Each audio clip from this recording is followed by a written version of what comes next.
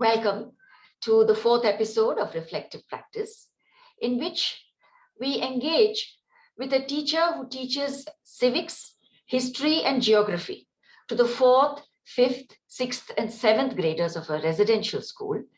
And she is trying to frame in this episode her action research problem, which is frequently referred to in an abbreviated form throughout this clip as AR, action research. As Donald Shawn has observed, framing of the problem is the problem. So her journey in thinking through how to frame her action research problem, which stems from her concern that children unconsciously imbibe a certain hierarchy of subjects from their environment, from the adults around them. And they seem to think science and math are far more important than language and social studies. So this teacher has a keen desire to get her students to see value in learning history, geography, civics, and not placing this hierarchical value on subjects, but finding some relevance in learning each of these subjects and seeking meaning so that they can connect it to their everyday lives. So here is a conversation which helps to draw out the thought process of this teacher who is now going to embark on her action research. All that we share with you in this clip is the framing of the problem. In some later episode, we hope to share how the action research unfolded.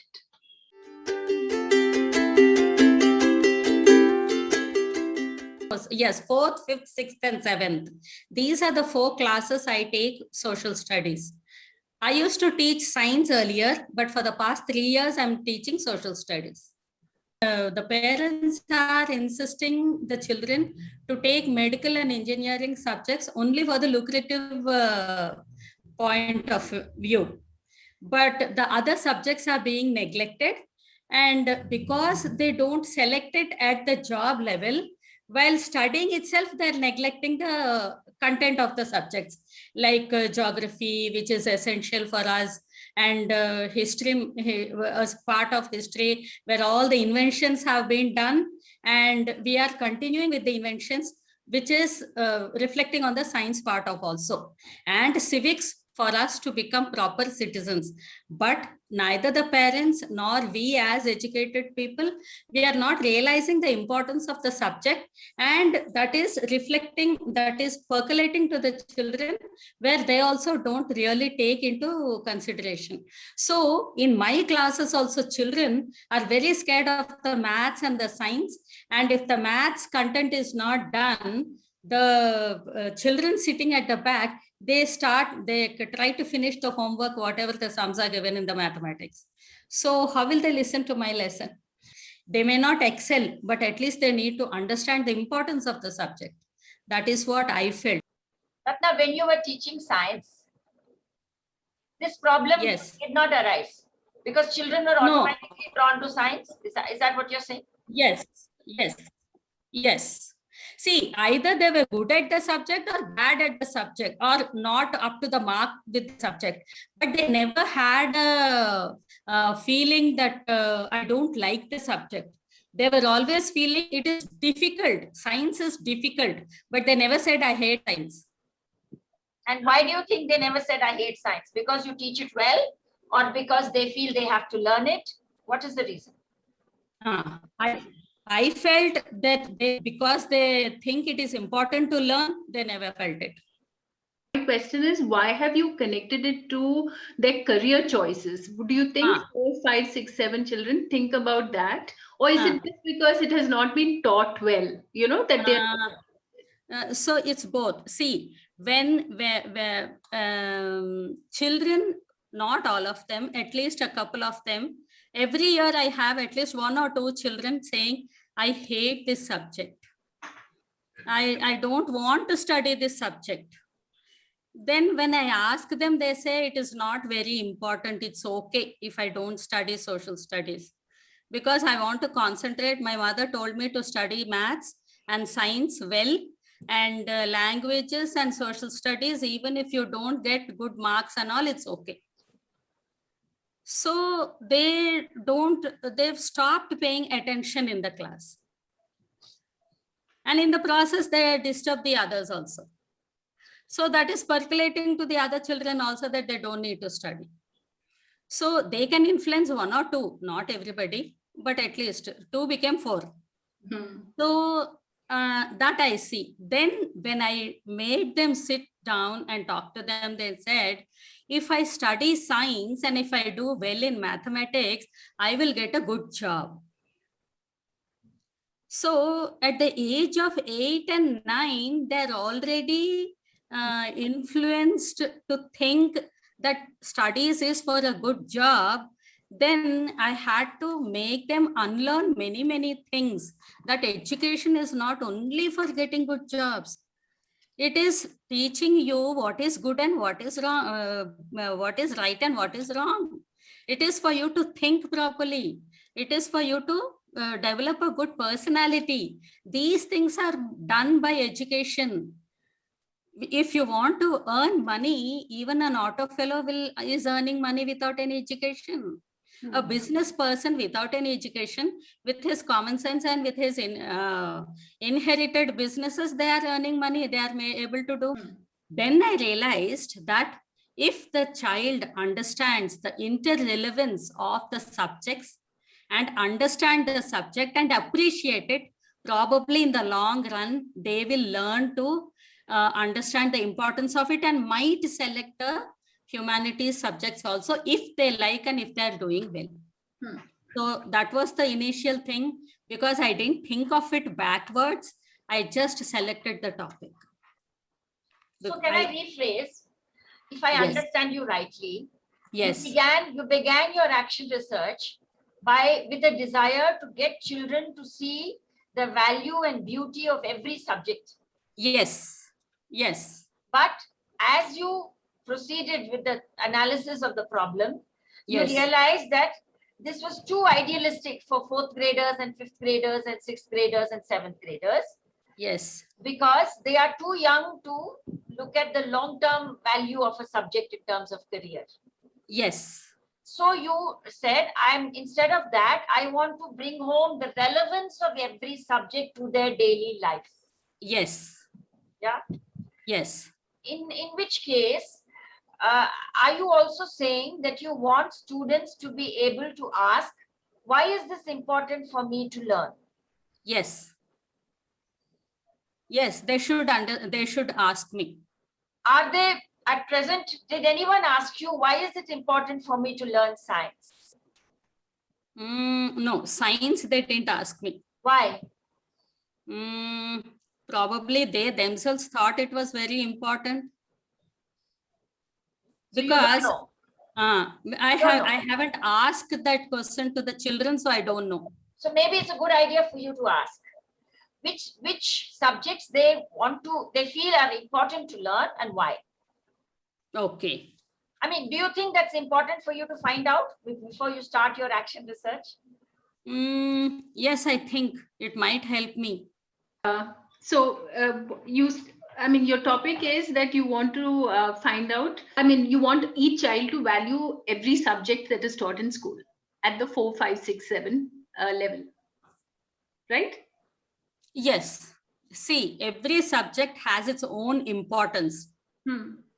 So if they can understand the relevance of the subject, I think then they'll start enjoying the subject. They love it? Is that what No, they don't need to love it. They should value it. Value it? So, yes. Yeah.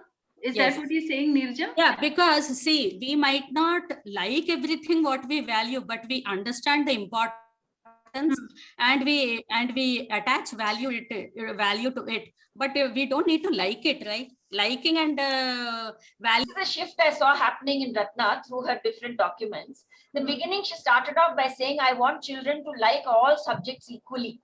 Yes. Yes.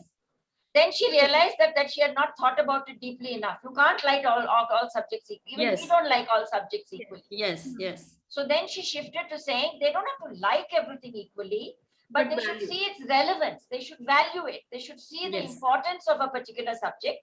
And they may like one subject more than another subject. That's fine. That's natural. Yeah. Yes. But then how will this questionnaire help then? I'll tell you how it will help. If they already think something is relevant, then she needs to probe further to find out, do they think it's relevant or has somebody told them it's relevant? Her guess as of now, she has not confirmed it, but her guess is many of them like science and math, or they treat it seriously. They don't dismiss it off because their parents have dinned it into them that without science and math, you can't get a job. Am I right, Ratna? Yes, they think those subjects are very important to learn, Yeah. whether they like it or But not. they've got that general attitude, either spoken or unspoken from the home environment, that language and social studies, it's okay even if you don't do so well, you know, it's not going to make a big difference to your life. So Ratna feels the need as of now, instead of making the children love every subject equally, they Yes. need to see why it is important for them to learn each subject. What is the relevance of that subject to their lives now? Yes. This was the starting of the problem, to change existing mindsets. I think so. Yeah. Yes, Yeah. that was the starting. Okay.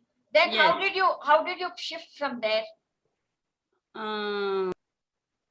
Yeah, you said, I realized my AR was not pitched right.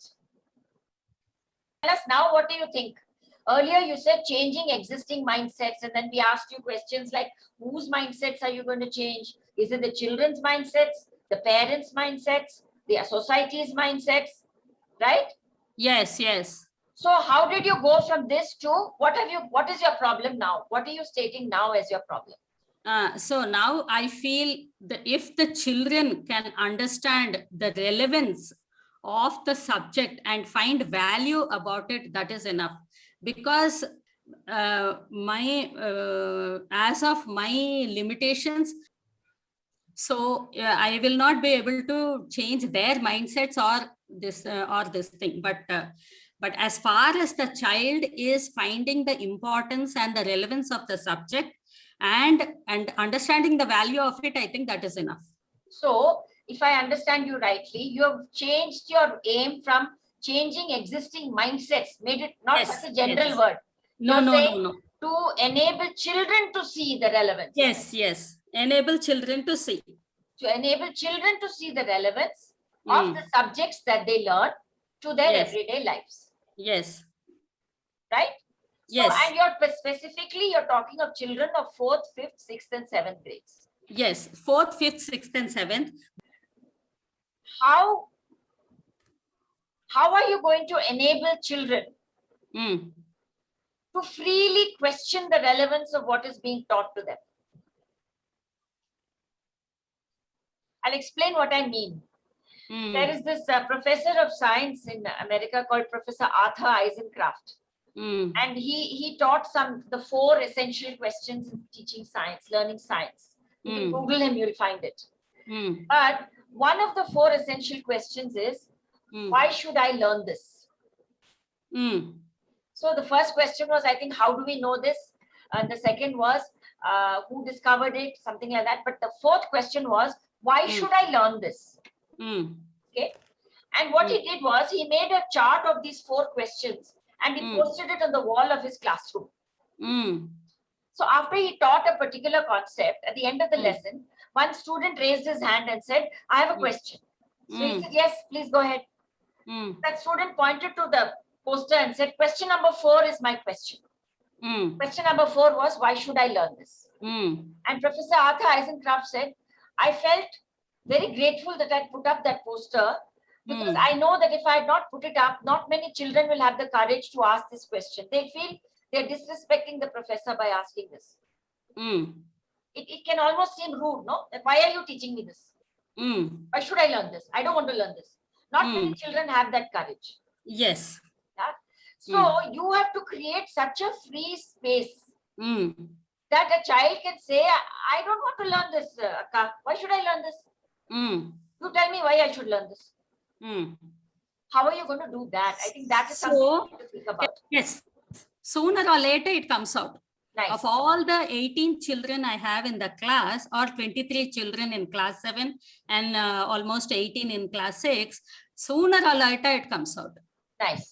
Are you saying this entire onus of making them tell you the relevance of, or I mean, finding value in all the subjects is rests on her only, on Ratna only? No, that's what I want to find out. Is it on me, or how do I transfer this on to them to understand the value? That is my AR exactly. See, I will teach them till class 7. How will they carry the value till class 10 and 12? I want to know. As long as they're with me, if they want to draw, I make them draw. If they want to stitch, I make them stitch. Suddenly one boy will come and say, in this project, I want to knit. Okay, knit. I teach him knitting and then I make him do it. So I modulate it and I convert it the way he wants to do it, as long as is my class. But how will he value, how will he continue liking it till class 10? That is my AR now. So your AR is actually much deeper. It's not only for 4th grade, 5th grade, 6th grade, and 7th grade. See, I'm saying. no, I'm asking for myself. Like, what I felt was, if they understand the value and relevance now, probably they will understand it deeper as they go ahead. Or is it necessary? As long as they're in my class, they like it and they leave it. Is it okay? I think you're answering it quite clearly. I don't think there's any need. But then again, she's talking only about social science, no? Yes, I am talking No, about because only that's the social subject science. she's teaching now. Okay, but I can see Yes. an umbrella question emerging from this. Please correct me if that's not your aim. I think what you're saying is, you want to equip your middle schoolers. I'm going to call them middle schoolers. Yes, 4th, yes. 5th, 6th, 7th, every time I don't want to say. You Mm. want to equip middle schoolers with the ability to question the relevance of everything that they learn and find the relevance in some instances at least. No, I can't vouch for them to ask in other subjects, but at least they should be able to ask in my classes. No, but I question that. When you are questioning what is being taught to you, how does Yes. it matter whether you are being taught differential equations or you are being taught about Aurangzeb? Yeah, if they're equipped to ask anything, then well But and good. aren't we going away from the topic? Hers is the relevance of each subject. That the children should realize the relevance of each subject to their lives, Yes, their, yes. daily lives or whatever, So that is- then when you talk about this, aren't we going, you should be able to question everything that you learn.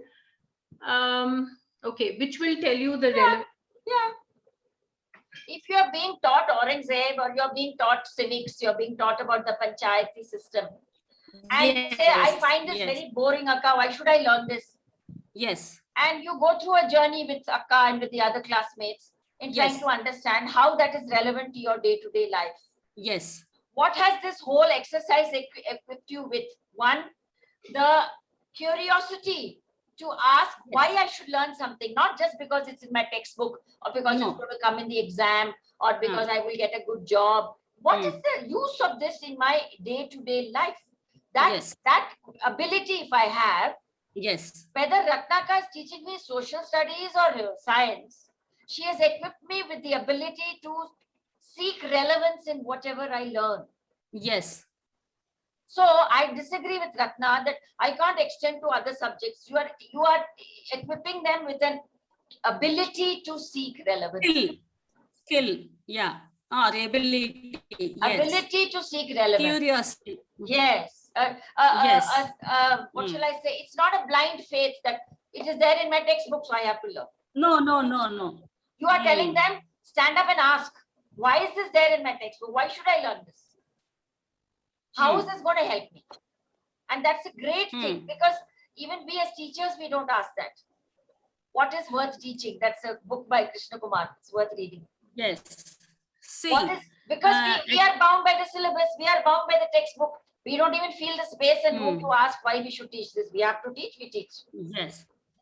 So we pass it down to at this point, point, I want to share. There are almost every class I have 1 or 2 children to ask me, why are we learning this topic at all? So why you have to extend that to every child. For your AR, For Yes, your yes, AR to be successful, you yes. have to enable. So I see this as your reframe problem, to enable middle schoolers to question and find relevance in whatever they learn. Yes. Why do you look skeptical? And Oh, I'm not skeptical. I'm so amazed at it, at the way you've reframed it. isn't that wonderful if you can Yes. get there?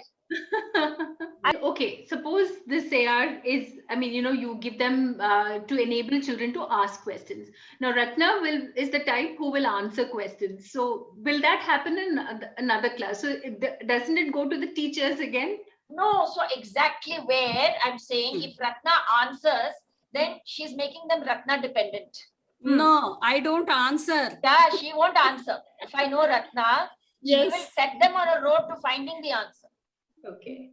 Yeah, yeah. So I give them, okay, this is your doubt. Okay, I have my answer, but you go find out your answer, and both of us will sit and correlate our answers. That is what I tell them. Fantastic.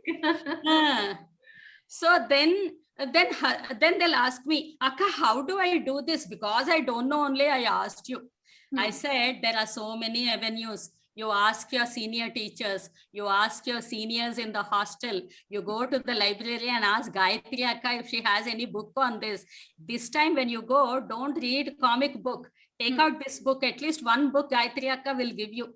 Read it, go into that book. If you don't understand, bring that book to me. We both of us will sit and learn. That is what I tell them. So I want to ask you, where are you now about your doubt that I'm not going to teach them any other subject and I'm not going to be influencing them after middle school. So how can I make them question the relevance of any subject other than social studies and after middle school? Where are you there with that doubt now? Because I can't check on them after they leave my class. You can't check on them. I'm not asking you to check on that. My question is, do you think you can equip them beyond middle school or no? I can. Beyond social studies or no? Beyond social studies and beyond middle school, unless I experience it, I can't vouch on it. Nice. I like that answer. Because see, I'm doing what I'm able to do, but I've never gone and checked again to see whether they are doing the same in other classes. That's a very honest answer. Thank you. But what I like is you're not saying it won't happen. No, it won't. I'm not saying it won't happen. It might happen, but I don't know. I have no way to find out. So here I'd like to share an experience. One teacher in the Azim Premji School, Uttarakhand, found he didn't like the way children were learning science. They were just by-hearting and answering, question, answer, question, answer. So he said, this is not science. I want to get them to ask. So he put up a chart on the wall, Hamare Sawal. And he said, everyone go and write a question whenever it comes to your mind and don't worry about the answer. So every few days, they would look at the questions on the chart and together they would try to find the answers. The fallout of this was that the same children, when the history teacher came to teach history, they said, sir, history kyun padhate hain? Kyun padhna hai? Why should we learn history? What is it? So you see, once you kindle that fire, yes, it's very difficult for the fire not to spread. Not to spread, yes. I agree with you, there is no guarantee. Yes. But I also agree with you that you can't say it won't happen. No, it might happen, but and I can't guarantee till when it will stay also. Sure, there are no guarantees. But yes. The saying is, can you pitch for that? You know, like if you aim for the sky, you might hit the yes, that is what. See, what I'm trying to say is just kindle that to see how long each child can take it with themselves, depending upon their own this thing. Because when they like certain subject, they bring so many related subjects, related topics to the class. Like when we are doing Egyptian civilization, they're asking me, why can't we do Roman and Greek? I said, you bring the civilization to the class. And they brought the presentations and presented it in the classes. Nice. Nice. So then the children started asking, then what happened to this? What happened to that? Then I said, yes, you have a private Google Meet again and then discuss, because if you get into that, the Roman and Greek civilization, even if you study for 3 years, it is not going to end. when we discussed about the Rabi and Kharif crops and the distribution and the government involving and all this, then they had an opportunity to discuss the topic with the parents. So they were so thrilled that they were sitting along with the parent and discussing these things. So they came back and said, oh my God, we didn't know civics was so useful, Akka. It is so interesting. The very same person who didn't like the subject came back and he said, I'm so excited to see the subject like this. So you're designing your baseline questionnaire itself will be a very interesting project, Ratna. Yes. Yeah, baseline. That itself will answer partly Anne's question on what are the measurable outcomes of the shift in perception of the children. Yes. Yeah. But that's partly. So That's how do partly. What else? Yeah. What else? How else will you know, Ratna, that your AR is successful? Questionnaire is one tool. What are the other ways in which you will know that your AR has been successful? What else are you looking for as outcome? See, what outways I'm looking for is how much they will be able to get the concept and bring the content to the class. Like civics is there. Once they understand the preamble, they have to connect it to the incidents which are happening. Like in the sports, what's happening, because sports only children are connected mostly. And then how they lost, what effort they have put in. And immediately they cut that cuttings and bring them to the class saying that, Akka, was this fair enough? Do they need to go to the court? Is this equal enough? Is this fair enough? Do they need to go for justice? I believe he was called to the court and all these things they bring to the class. So there, if I understand you right, you want them to make everyday connections. Yes, everyday connections. Everyday connections of the principles which are being taught through the subject. Yes, because see, making connection, I see many stages. One, they have to be alert and aware to notice these things first. Yes. So you're making connections is one arrow, and from that there are three arrows. One, to be alert enough to observe.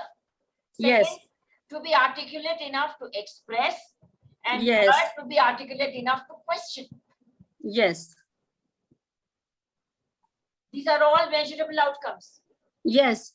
And that you're going to look for these things. Unless you're clear, like Anne is pointing out, as to where you're headed, your destination. You know? Yes. You're not going to be incorporating that into your pedagogy. Yeah. So you will be eliciting from the children, what happened today? Did you watch the news in the sports? Is there any connection between that and what we learned yesterday? You know, this is too pointed. I'm asking too pointed a question because of your example. But actions, I have to make them aware of the present situation with all the subjects. So then I made it a point to sit with them and try to pick up the relevant topics in the newspaper every day. So I made them practice. So this is beautiful. This is beautiful. You're drawing their attention to an everyday item, everyday insight. So I sit with them. That's first. They bring the whole paper. First, they bring the whole paper. They won't be able to select. It is very, very difficult. So I taught them to teach the headings first. Nice. And then they started bringing, see, like Tirupati, around Tirupati, when there are excavations, and so there are some broken idols which are brought out, immediately they bring back to me, whether it is in Telugu or English. They cut the things. Yes. So then they make it the relevant. This is beautiful. This is really going from her expected outcome, which is say making them see connections, to bringing it into her classroom pedagogy. Yes. Very nice. Very nice. Yeah. So then even the civics topics, depending like what we, Swati and myself did also, that is what we did. Yes. Whenever they had a topic, the topic relevant incident which has happened now, they will bring it and we all used to sit and discuss in the class. Wow. Very nice. So the more and more you make such a rubric, no? Yes. So you can extend it to many things. Newspaper is one tool. You can ask them about advertisements. What is the connection between advertisements and whatever they are questioning? Yeah, that also I did. Actually, talking to you all, actually my mind got cleared. Good, I good. didn't know what I was trying to do. It was not clear to me only. What am I trying to do? What can I do? And what will I be able to do? All these things were very, very hazy and cloudy. So now I have a thing, and now I get a good hold of it also, because it is under my jurisdiction and it is Yes. into my hands. That's So I the can do it important. well. That's the important. Thank you. Yeah. Thank you. Thank you so much.